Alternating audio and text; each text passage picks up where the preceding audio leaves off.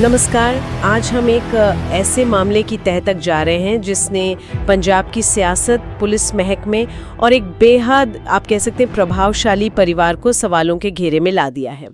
ये कहानी है पूर्व डीजीपी मोहम्मद मुस्तफ़ा के बेटे 34 साल के अकील अख्तर की मौत की, जो पहली नज़र में कुछ और लगी लेकिन जल्द ही एक गहरे रहस्य में बदल गई। जी। हमारे सामने इस केस से जुड़ी शुरुआती रिपोर्ट्स हैं, परिवार के बयान हैं और सबसे अहम अकील के ही बनाए 2 वीडियो हैं। हाँ, वो वीडियोस।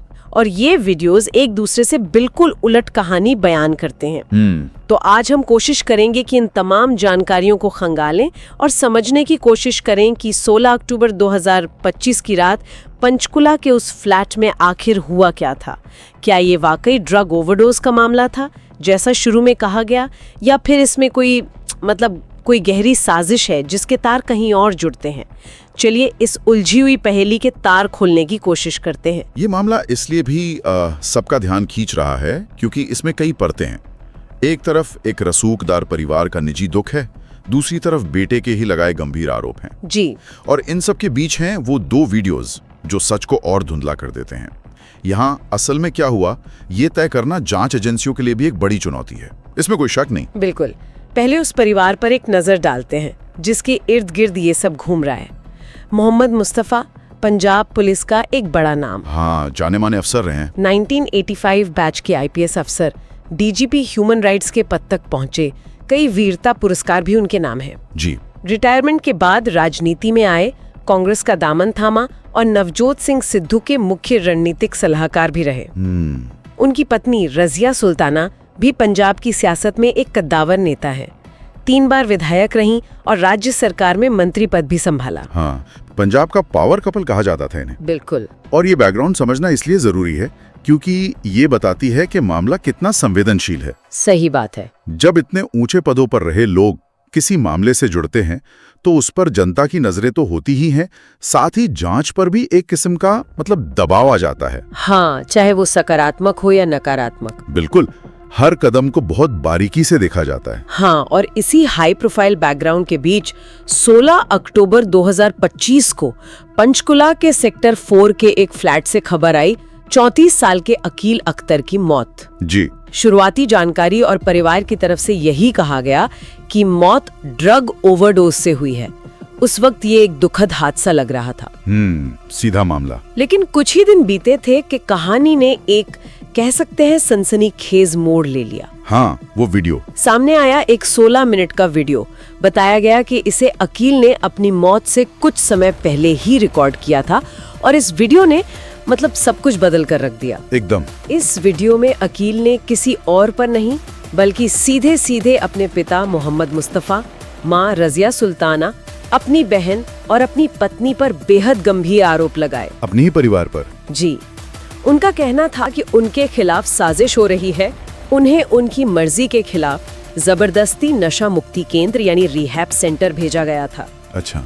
इतना ही नहीं, अकील ने वीडियो में ये भी कहा कि उनकी प्रॉपर्टी और कमाई पर कब्जा करने की कोशिश की जा रही है और उन्हें अपनी जान का खतरा महसूस हो रहा है। जान का खतरा? हाँ।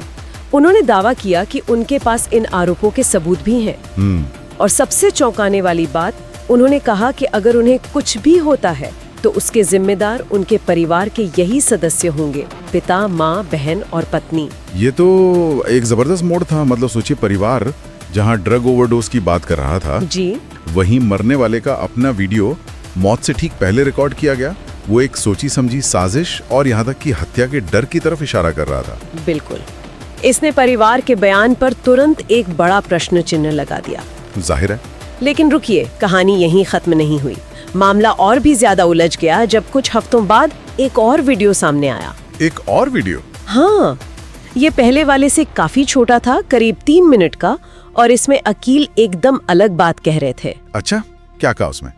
इस दूसरे वीडियो में अकील ने कहा कि उन्होंने जो पहला 16 मिनट का वीडियो रिकॉर्ड किया था वो तब किया था जब उनकी मानसिक स्थिति ठीक नहीं थी, वो आउट ऑफ माइंड थे, ऐसा उन्होंने कहा। उन्होंने साफ तौर पर कहा, मेरे माता पिता और परिवार ने मेरा बहुत ध्यान रखा है, वो निर्दोष है। यानी उन्होंने अपने पहले लगाए गए सारे आरोपों को खारिज कर दिया। अरे बाप रे। यहीं पर मामला बेहद पेचीदा हो जाता है ना। बहुत ज्यादा। एक ही व्यक्ति के 2 वीडियो कुछ ही समय के अंतराल पर रिकॉर्ड किए गए, लेकिन बयान बिल्कुल विपरीत। एकदम उलट। एक में परिवार पर जान लेने की साजिश का आरोप, दूसरे में उन्हीं का बचाव। अब सवाल ये उठता है कि कौन सा वीडियो सच के ज्यादा करीब है। हाँ, यही सबसे बड़ा सवाल है। क्या पहला वीडियो सच था और दूसरा किसी दबाव में बनवाया गया, या फिर दूसरा वीडियो सच था और पहला वाकई, जैसा वो कह रहे हैं, अस्थिर मानसिक स्थिति का नतीजा था। इस गुत्थी में एक और परत तब जुड़ी जब अकील के एक पड़ोसी ने पुलिस में शिकायत दर्ज करा दी। अच्छा, पड़ोसी ने? जी, पड़ोसी का कहना था कि उन्हें ये मौत संदिग्ध लग रही है, ये सिर्फ ओवरडोज का मामला नहीं लगता। इस शिकायत ने पुलिस को हरकत में आने पर मजबूर किया और पंचकुला पुलिस में बाकायदा FIR दर्ज कर ली। ओके, तो अभी ऑफिशियल इन्वेस्टिगेशन बन गया। बिल्कुल। FIR में IPC की गंभीर धाराएं शामिल की गईं, जिनमें हत्या यानी धारा 302 और आपराधिक साजिश धारा 120B भी है। यानी पुलिस इसे संदिग्ध मान रही है। हाँ, इसका सीधा मतलब था कि पुलिस अब इस मामले को सिर्फ एक हादसा या ओवरडोज मानकर नहीं चल रही थी। आरोपी के तौर पर मोहम्मद मुस्तफा, रजिया सुल्ताना और परिवार के अन्य सदस्यों के नाम शामिल किए गए। मामले की गंभीरता को देखते हुए जांच का जिम्मा एक विशेष जांच दल यानी SIT को सौंपा गया। SIT, ठीक है, ये स्टैंडर्ड प्रोसीजर है ऐसे हाई प्रोफाइल या जटिल मामलों में। जी, अब ये SIT कई एंगल से जांच कर रही है। सूत्रों के मुताबिक उन्हें अकील की एक निजी डायरी मिली है जिसके पन्नों को खंगाला जा रहा है। डायरी वो अहम हो सकती है। हाँ, उनके मोबाइल फोन और लैपटॉप से डिलीट किए गए डेटा को रिकवर करने की कोशिश हो रही है और जाहिर है दोनों वीडियोस की फोरेंसिक जांच की जा रही है। फोरेंसिक जांच मतलब उनके टाइम स्टैम्प्स, रिकॉर्डिंग लोकेशन, क्या उनमें कोई कट या एडिटिंग है, ये सब देखा जा रहा है। बिल्कुल, और यहाँ डिजिटल सबूतों की भूमिका बहुत अहम हो जाती है, लेकिन उतनी ही जटिल भी। हाँ, है ना। ये वीडियो अकील की आवाज तो है, पर कौन सी आवाज सच्ची है? SIT को ये भी देखना होगा कि वीडियो कब बने, किस संदर्भ में बने, क्या रिकॉर्डिंग के समय कोई और मौजूद था, क्या कोई दबाव था।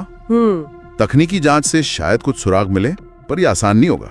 और इन सब के अलावा जाहिर तौर पर पोस्टमार्टम रिपोर्ट का इंतजार है। हाँ, वो सबसे निर्णायक सबूतों में से एक हो सकता है। उससे ही मौत की असल वजह साफ हो पाएगी। क्या ये वाकई ड्रग ओवरडोज थी या कोई और रसायन पाया गया या मौत का कारण कुछ और था। बिल्कुल, जांचकर्ताओं के सामने एक बड़ी पहेली है।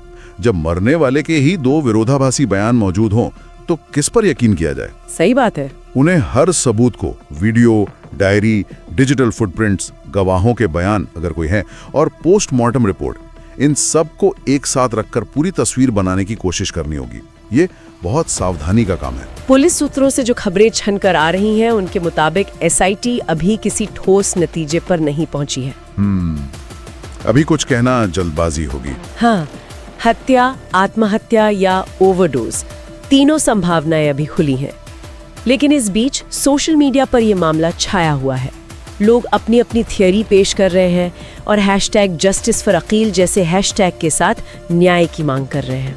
सोशल मीडिया का दबाव भी जांच पर असर डाल सकता है, ये भी एक पहलू है। बिल्कुल, और क्योंकि मामला इतने हाई प्रोफाइल परिवार से जुड़ा है, तो सियासी गलियारों में भी हलचल है। हाँ, वो तो होना ही था। विपक्षी पार्टियां लगातार निष्पक्ष जांच की मांग कर रही हैं और ये सवाल भी उठा रही हैं कि क्या पूर्व DGP और सत्ताधारी पार्टी से जुड़े परिवार के खिलाफ जांच बिना किसी दबाव के हो पाएगी? ये एक जायज सवाल है, ऐसे मामलों में ये चिंता रहती है। दूसरी तरफ मोहम्मद मुस्तफा ने भी सार्वजनिक तौर पर बयान दिया है। उन्होंने कहा है कि वो और उनका परिवार निर्दोष है और उन्हें पूरा भरोसा है कि सच सामने आएगा। उन्होंने SIT जांच का स्वागत किया है और इसे अपने परिवार के लिए एक निजी त्रासदी बताया है। बेटे को खोले का दर्द बयान किया है। देखिए, ऐसे मामलों में अक्सर यही होता है, राजनीतिक दबाव और सार्वजनिक चर्चा जांच को प्रभावित करने की कोशिश कर सकती है। जी, SIT के लिए ये जरूरी होगा कि वो बाहरी शोर से प्रभावित हुए बिना सिर्फ तथ्यों और सबूतों के आधार पर काम करें।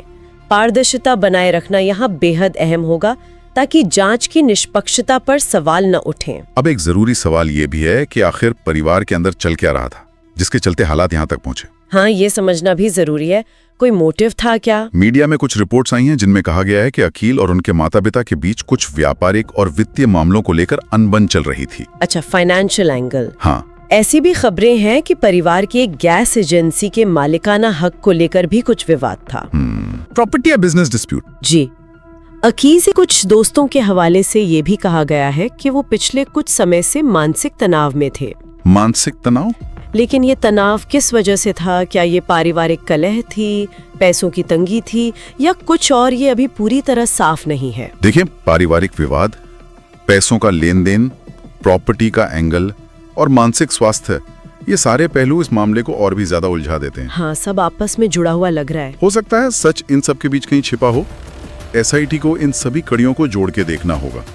ये समझना होगा कि क्या कोई वित्तीय लेन देन या प्रॉपर्टी विवाद इतना बढ़ गया था कि उसने ये दुखद मोड़ ले लिया, या फिर मामला सिर्फ निजी तनाव और ड्रग्स का ही था, जैसा कि परिवार ने शुरू में कहा। ये जांच का विषय है। तो हम कहाँ खड़े हैं? अकील अख्तर की मौत, क्या ये ड्रग्स का जानलेवा नशा था, एक हादसा, या ये एक गहरी साजिश थी, जैसा उन्होंने अपने पहले वीडियो में शक जाहिर किया? और उन 2 वीडियो का सच क्या है? वो 2 वीडियो, एक चीख चीख कर आरोप लगाता है, दूसरा खामोशी से बचाव करता है। किसे माना जाए? किसे माना जाए? ये केस इस बात का एक उदाहरण है कि सच कितना जटिल और बहुस्तरीय हो सकता है, खासकर जब इसमें रिश्ते, रुतबा, पैसा और सियासत उलझे हों। बिल्कुल। 2 विपरीत वीडियो बयानों ने जांचकर्ताओं के सामने एक असाधारण चुनौती पेश की है। उन्हें हर सबूत को बेहद बारीकी से परखना होगा, हर संभावना पर गौर करना होगा, बिना किसी पूर्व धारणा के। क्या एसआईटी उस दबाव से उभर पाएगी जो इतने हाई प्रोफाइल केस में होना लाजमी है? ये एक बड़ा सवाल है। क्या वो उन सबूतों तक पहुंच सकेगी जो या तो अकील के आरोपों की पुष्टि करें या फिर उन्हें सिरे से खारिज कर दें? क्या उन वीडियो के बनने का सच कभी सामने आ पाएगा? ये वो बड़े सवाल हैं जिनका जवाब मिलना अभी बाकी है, और शायद इसमें समय लगे। हाँ, और आखिर में एक सवाल हम सब के सोचने के लिए छोड़ जाते हैं।